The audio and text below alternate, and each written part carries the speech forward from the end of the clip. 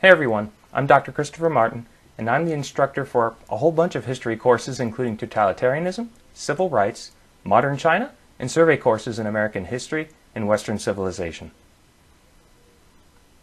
Though I recently earned my doctorate in history at Claremont Graduate University, it always surprises me how many parents and students contact me to express their excitement that I got my undergraduate education at Christendom College. It has been so much fun to teach history over the last 10 years in a variety of contexts with this sort of educational background, including Catholic homeschool cooperative academies and local church educational programs. History, for me, has always been about sharing fascinating stories about how we have arrived where we are today, and not just in the sense of people moving across time and space. Don't get me wrong, that's really cool, but what I really love is to engage students in the little flourishes within history. For example, in a class about ancient Rome, students should be educated about the Emperor Marcus Aurelius. But I love to color this aspect of history by pointing out that this man's philosophy of Stoicism had some really fascinating common ground with Christianity.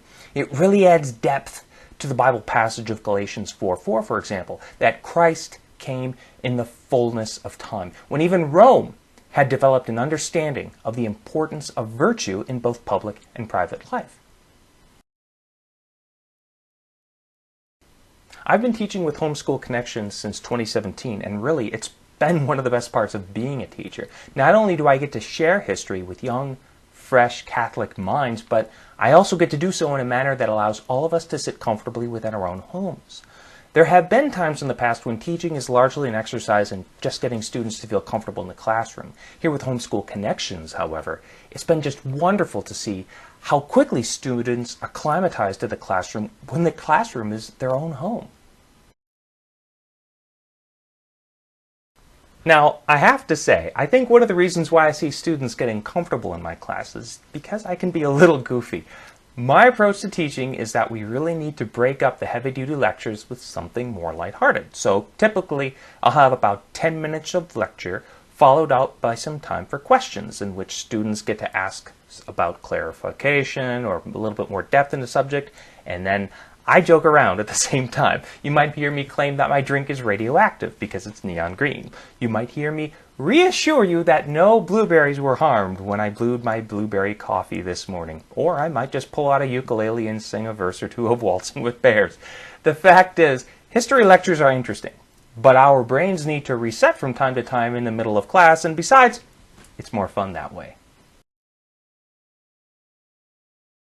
Typically, my classes are organized and graded around 3 elements. First, there's the lectures and class participation. Basically, students show up to class, engage with the material, and take notes. Secondly, there's the quizzes and exams. Students in my classes can help to reinforce what they've learned in the lectures by taking weekly quizzes, which also earn them extra credit, as well as helping them to study for the final exam.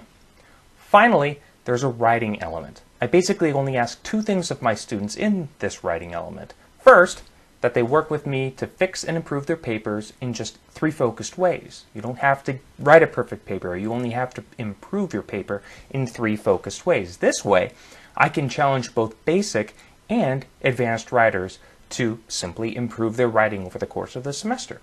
Secondly, I ask my students to try and engage the historical author. Why does the author say this about the historical subject? What biases might the author have? To me, it's very important to teach students a little bit of critical thinking every semester. In class discussions and the course paper, these are usually how I work it in. My ultimate goal when teaching a class is that by the time we've arrived at the very end, we don't feel like we've slogged our way through a whole bunch of historical material, but rather that we have reached the final chapter of a story that turned out to be a real page-turner.